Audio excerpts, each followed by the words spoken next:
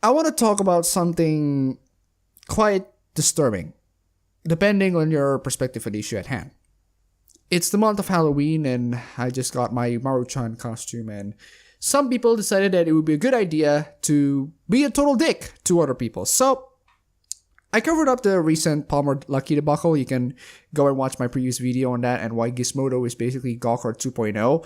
I just highlighted that people who are openly against the Gamergate movement, saying that it's an exclusionary movement to drive women out of gaming, they're also the kinds of people who are not afraid on actually driving women out of gaming. The hypocrisy doesn't stop there.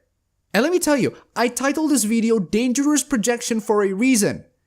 The people who put themselves up above the pedestal of the moral high ground, virtue signaling and demonizing their opponents into submission with whatever kinds of excuses that they have for the day, like they're a Trump supporter or a Gamergater. These people have a high chance of doing the exact same thing that they are demonizing at.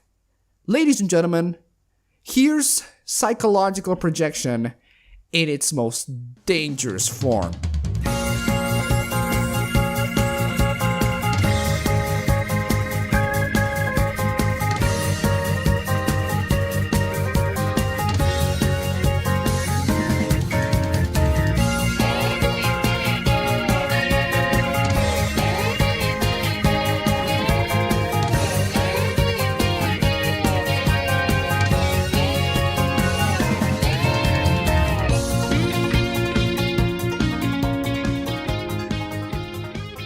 So just in case you don't know what psychological projection means, or just simply projection, what happens when you have a whole bunch of uncomfortable, embarrassing, and annoying emotions or feelings or character traits that you don't want to consciously deal with?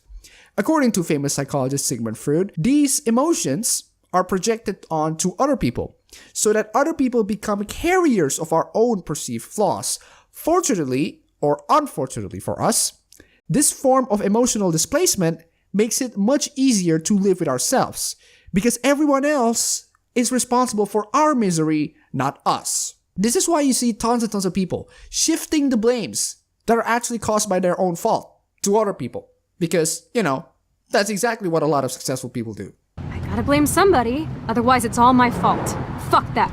So in result of basically projecting our own horrible emotions and attitudes into others, we're assuming that everybody around the world are horrible people, just as how horrible we are.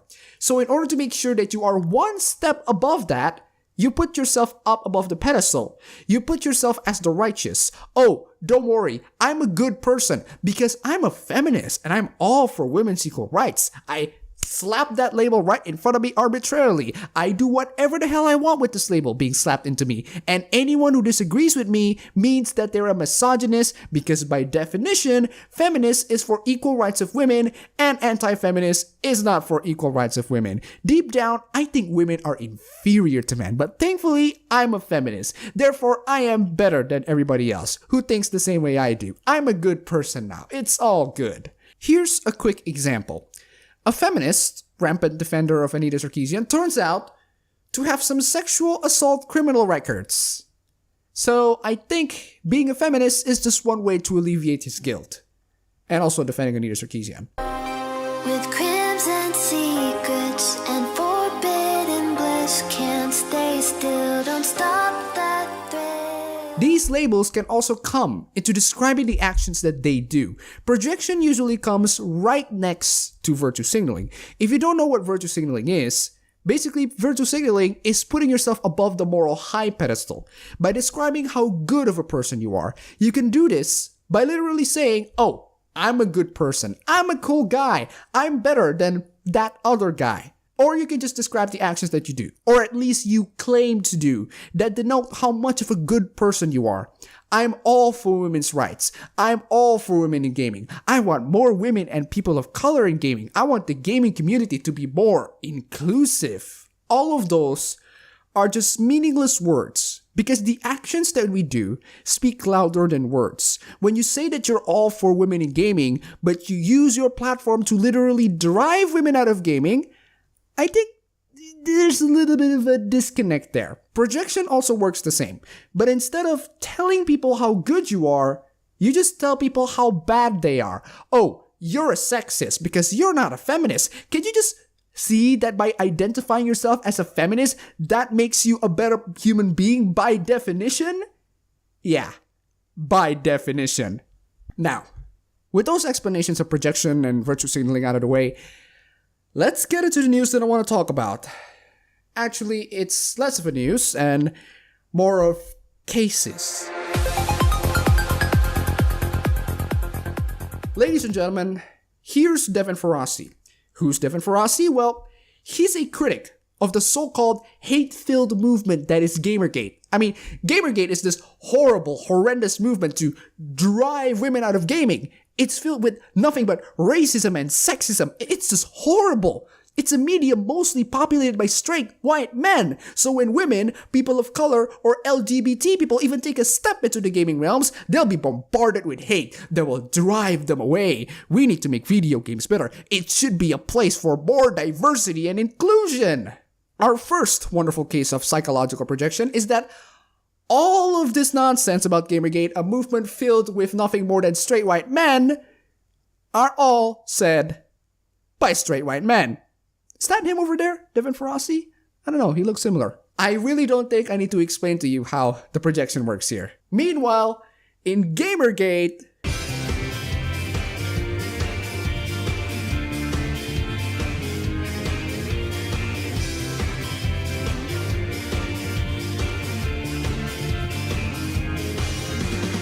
oh, and by the way, those are all nonsense being written constantly about Gamergate. Here's one by Devin himself. Why I feel bad for and understand the angry Gamergate gamers. An old angry white male nerd looks with sadness at young angry white male nerds. Oh, please, Mr. Faraci, how can you understand gamers and people inside Gamergate? I was not always this shining paragon of perfect humanity whose infallible opinions you now read with religious awe. I was once a complete dick. Well freaking said. For the last week, I've been embroiled in this thing called Gamergate, which Andrew Todd wrote about it here. You should read it if you haven't, as I won't be doing much recapping here. Yeah, go read the last Gamergate hit piece by Badass Digest themselves. I mean, that is if you want to soak yourself in bleach. Anyway, the last week or so of my life has been sort of hijacked by a lot of angry gamers, some of whom are misogynist and absolute monsters, yelling at me on Twitter. Arguing with these people have been eye-opening. A lot of these kids, and they are, without a doubt, largely kids, are simply ignorant. I'm ignorant, Mr. Faraci? I'm just an 18-year-old boy doing videos on YouTube. I've been a really bad boy, am I? Please do tell me. Please do lecture me on how to be a good boy. Can you? Please? They don't understand the world, and that includes everything from how gaming websites work to how people interact as adult, sexual humans. Yes, we do know how gaming websites work, as in journalists from multiple gaming websites are colluding with each other to create and construct narratives by posting gamers are dead articles, all of which come almost at the same day. Any objections? Their confusion about this stuff leaves them susceptible to conspiracy theories trotted out by the truly evil members of the Gamergate posse, people like Jordan Owens and Davis Arini, whose evil isn't limited to misogyny, he also makes racist videos. He's referring to these two, and after Thunderfoot's video roasting their project, I don't think anybody can trust them, especially this guy. Jesus Christ, he looks like a Bond villain, and he really does talk like one. I would start with the premise that all women are whores. So, first of all, there was no German plan to exterminate the Jews. Jesus Christ, that is like a really good plan. It's like, does anyone have any contact to, I don't know, Warner Brothers or whoever owns James Bond right now? This guy plays good Bond villain. Can anyone hire him? Hello? And here's the thing. I probably would have been one of those kids if I was 15-year-olds today. How did you know about my real age, Mr. Faraci? I didn't actually tell everybody about that. How did you know that? Keep in mind that the topic of projection, whatever the man says in this article, is probably true about them. I think it was called Sargon's Law? Between my adolescent nerd issues and my history of sometimes being a bad human being, I probably would be sending angry tweets into the universe demanding some vague sort of justice. And you still do! Here's a tweet saying you have more respect to ISIS than people who get mad on Twitter. Here's you posting an article giggling to scenes of racism, torture, and rape. Horrible. Here's you saying that Gamergate sends a bomb threat to themselves? Where's the stupidity would end, Mr. Faraci? So you get the idea, the kind of person that Devin Faraci is. Nice try of trying to be self-aware, but my God, do you project? He projects himself to pretty much every gamer on site and virtue signal how better of a person he is by playing the victim. Oh, I'm also that nerd stereotype, guys. I understand how you feel when you harass women out of gaming, and I still do. Because that's what I do on a daily basis. No, seriously. The most telling thing about the Trump tape, he wasn't talking with his best friends. He was boasting to a TV host. He was referring to the Trump tape when he says, grab her by the pussy. Grab him by the pussy. A tape that was about 11 years old and the media went batshit insane about it, even though right behind the scenes, WikiLeaks reveal emails on Hillary Clinton who admits that Qatar and Saudi Arabia are funding ISIS. So, why is the trust in the mainstream media in an all-time low again? Someone replied to Devin Faraci with, Quick question. Do you remember grabbing me by the pussy and bragging to our friends about it, telling them to smell your fingers? Devin Faraci, oddly enough, replied with, I do not remember this. I can only believe you and beg forgiveness of having been so vile. What? Like, I'm not gonna automatically assume he's guilty at this moment. Let's just give the benefit of the doubt and assume that he's innocent in all of this. If he is innocent, they would have dismissed that entire case entirely and say, hey, I never did that, or what? When have I ever done that? And yet for some reason he said, I do not remember this. I mean, I don't know about you, but grabbing someone by the pussy, bragging it to so many friends, and telling them to smell your finger is a freaking iconic moment in your life. That's like the chance of a lifetime. And to say that you don't remember this, does that mean that you've done this so many times that you cannot even remember the last time when you do it to someone? Are you saying that you've made this to be a fucking habit? I mean, if that is indeed the case, Jesus Christ, man. That or he's probably really drunk doing that, but if he is, that would have been like his first offense. That or does that mean that Devin is blindly listening and believing? Which in that case makes him a weak league beta cuck moron who just believes every accusation that is thrown at him. I mean, I'm just fascinated by this response. You can try to at least interpret it in many different ways and try to make something good out of it, but you just can't. Even the apology sounds really fishy. Now, I'm gonna be honest, this isn't more of a Gamergate issue and rather a human being issue. The reason why I tried to lump this on Gamergate is that this guy believed that Gamergate is this really misogynistic, women-hating movement made for 15-year-old fat white male nerds that are worse than freaking ISIS, yet it has been shown that the actions that he do here are the actions that conform into his definition of Gamergate, something that he personally condemns. So again, labels matter so much to these people. Oh, I'm not a Gamergater because I'm not a bunch of women-hating misogynists. That's not a label that I would apply to myself, even though I am one. As time went on, ladies and gentlemen, the revelations that come out of the horrible incident has been devastating. It's been confirmed that Bob Chipman, of all people, are complicit on hiding the sexual assaults from Devin Faraci himself. Bob Chipman! Bob, there are no bad tactics, only bad targets, Chipman. And I love the people shifting the blames here. Gamergaters already jumping to Faraci's defense. The defense, of course, being the slut was probably drunk, so had it coming, etc., etc. Wow. As if Gamergaters think like that imam in German. Mambot, aka Eva Unit 1, who has become self-aware and take out Shinji because, you know, he's a lewd criminal former member of SOX who covers his tracks by becoming a cross-dresser. Eva Unit 1, come to him and say, Gamergate hates Faraci. What are you on about? You know, I think we should be glad that EVA Unit 1 only go berserk on Twitter. Devin Faraci is also one of those goody, bearded, hypocritical scumbags like Jet Whittaker. If you don't know who Jet Whittaker is, I made an entire video about it, but for the sake of this video, I'm gonna reiterate some of my points. Basically, he's a guy who says that people who wants to play with anime babes should just learn Japanese because you guys are a bunch of pathetic weebs. The problem? He plays a game of two 15-year-old having sex with a fucking VR and buys Dakimakuras of Mikasa and Hatsune Miku and Oppai mousepads. Oops. Devin Faraci is also one of those people. Video games will never be taken seriously as long as gamers breathlessly defend Bikini Babe volleyball games. As in Dead or Alive Extreme 3, the so-called sexual assault simulator. I think I'd rather people not take video games seriously, thank you very much. I made a video on that as well. I wouldn't disagree with him on this issue, and just disagree with him, except I bet that he wouldn't have complained when those bikini babes are being thrown at him.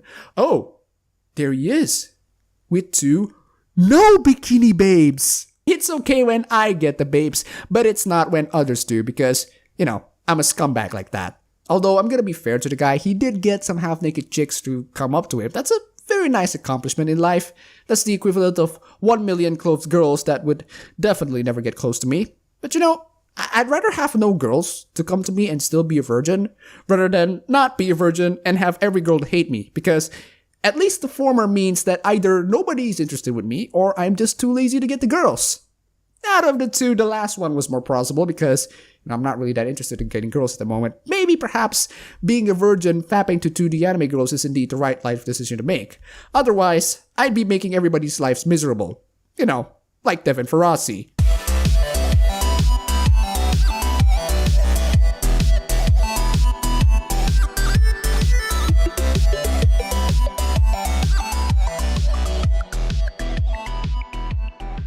So you might know that the whole Gamergate fiasco started with Zoe Quinn and her banging Nathan Grayson, a game journalist at Kotaku, all for positive press of her game. So let's just assume that her assumptions that Gamergate is a bullying campaign and only that is all true. Her actions on countering this is to make Crash Override Network, an anti-harassment, anti-bullying organization approved by Twitter, promoted several times by mainstream journalists, and funded by Feminist Frequency, aka Anita Sarkeesian. Good job for Zoe Quinn, really good job. At least she's trying to counter the horrible trolling nature of the internet. The only problem is that all of this are just mere projections. It's all just mere projections of Zoe Quinn's true inner psyche. Crash Override Network? That's just her comfort zone. That's just the label she applied to herself so that she can be morally one step above everyone else. The entire organization that she built is just her own way of escaping the true horror that is none other than herself. Because she herself is a cyberbully. The Zoe post by Eric Gajodi, Zoe Quinn's ex, is one of the kickstarters of the whole Gamergate controversy, documenting several instances of harassment that was committed by Zoe Quinn herself. If you think that wasn't bad, she went on to silence him legally in a gag order. She also went on to dogpile a game developer. She also went on to lie about being harassed on Wizard-chan. She also tried to dox a lawyer, Mike Cernovich. On the words of someone who has worked with her, I was disgusted to see she was still playing the same games, stealing, cheating, lying, and claiming to be victimized by anyone and everyone. This leads me to believe that Crash Override Network is just a horrifying medium of Zoe Quinn's psychological projection, an organization that she created to fight an enemy who is none other than herself, because she has projected her own horrible atrocities to pretty much everybody around her. And the worst part? She's not the only one. She's not the only member of Crash Override Network, aka Khan, to project their atrocities to people. Here's Robert Mamorleo, who is revealed to be a member of Crash Override Network, and according to another member of Khan, AC Galvez, he has sexually harassed More than 20 women. He even confirms it himself and apologizes for it. Here's Randy Harper, another member of Khan, who is a serial harasser that once tried to get her colleague fired, promised that she will give her son to the Mexican drug cartels if he misbehaved, doxed her debt collectors, dyed her dog blue, and was also once arrested. Sarah Nyberg is also another harasser who is revealed to be a pedophile. You can read this or watch Leo Pyre's excellent To Catch a Predator series. Chris Clue, a former NFL member, covered the rape of an underage girl in a scandal. And finally, Izzy Galvez, who attempted to dox our beloved EVA Unit 1 and ended up doxing this fictional blonde Shinji Ikari instead, and failed so miserably, and also failed on even covering it all up. Just goes to show you the unhealthy amount of projection that we're going around here. The entire existence of Khan is a psychological projection. It's nothing but a label. The most horrifying of all is that it's approved by Twitter. It's funded probably thousands of dollars by Feminist Frequency. Lots of good money wasted there. It's featured in tons and tons of journalistic outlets. So it must be good, right? Uh-oh, you got it wrong! Now, we're just gonna ignore their past for just a moment and just look at how effective Crash Override Network at battling internet trolls, because that's the most important thing, ultimately. On that particular basis, ladies and gentlemen, a quick shot to the head is a better protection from trolls than Khan. Here's a blog post of a harassment victim contacting Khan and asking for their help. Khan suggested to use the Gamergate auto-blocker, but the victim says that it's ineffective, and she's damn right, because that thing only blocks out 0.65% actual harassers. She explained that the people harassing her was actually not a Gamergater, but an anti-Gamergater. Oh, surprise, surprise! The next problem is that sending emails to Khan didn't actually help her at all. In fact, it actually kind of makes the situation worse. Right after that, people went on to victim blame her because, that's what all support groups should do to a victim. It turns out, one of the few people that she blocked is actually active in Khan. Not only that, but 2 out of 3 members who harassed her are respectively a significant contributor of Khan and a member of Khan. So 3 of people who harass her are actually participating in an anti-harassment group, which means that the harassment actually comes from them? Even when this giant projection label is built for them to alleviate their guilt, to redo past sins or something, they're still committing to the things that they're guilty at. We're not even done yet. Chat logs of the members of Khan are released into the public, and my God, the revelations that exist within this leak of this horrible, horrendous organization is astonishing. You need to actually see to believe this. And if you don't believe every word that I say, just so you know that I always do my due diligence and leave every sources in the description. So, the Khan leaks, and also the Trello leaks, but let's just call it Khan leaks. Oh boy. I've been wanting to talk about this in a while, and thanks to the plethora of information being written here, including confirmation from some members of Khan, we're gonna reveal some dirty secrets inside Crash Override Network. So, what are the information that occurs inside the Khan leaks? Let's begin with members of Khan supported Randy Harper's attempted dox on Gamergate supporter. Members of Khan used doxing to identify their targets. Their targets include, but are not limited to, Press Fart to Continue, The Sarkeesian Effect by our resident Bond villain, 8chan itself, Total Biscuit, Jenny Barrage, The Fine Young Capitalist, David Pacman, just to name a few. Khan members don't really talk about anti-harassment that much. Instead, they talk about attacking YouTubers like Thunderfoot, Mundane Matt, Sargon of Akkad, and discussions on how to shut them down. They also wished on cutting their revenue down because, they're good people like that. More and more connections revealed to Khan. Some of them get into deep freeze. The connections include someone at CNN,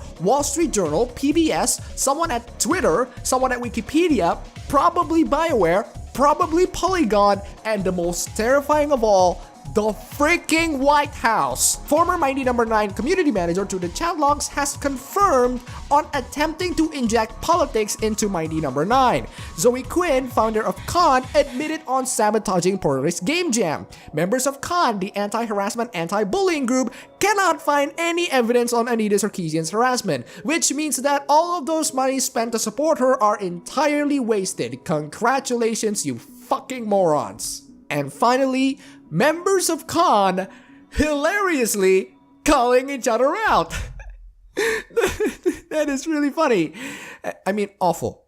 Really awful. Tons and tons of people talking about horrible shit and admitting tons and tons of things. So, what's the reaction on this horrible, giant projection and giant revelation from big journalists on these chat logs that are confirmed by the people who are inside the chat logs? What are the reactions? What are the reactions? Censorship of discussion on this topic at IMSI. Wikipedia, yes, your beloved Wikipedia, the site that you use for your high school assignments, you lazy fuck. Despite knowing that Khan is full of harassers and members of incredibly vile and corrupt people, Wikipedia tries so desperately to cover up this information. Wikipedia, the free encyclopedia, unless it's about the truth, which in that case, fuck you. These horrible, horrendous chat logs are sent to Polygon, Vice, IGN, Eurogamer, and many other big journalistic sites that used to cover Khan. Do you know what the response is?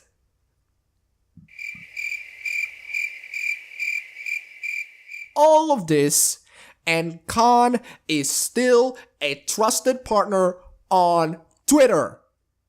My fucking God. My fucking God. That's all I can say.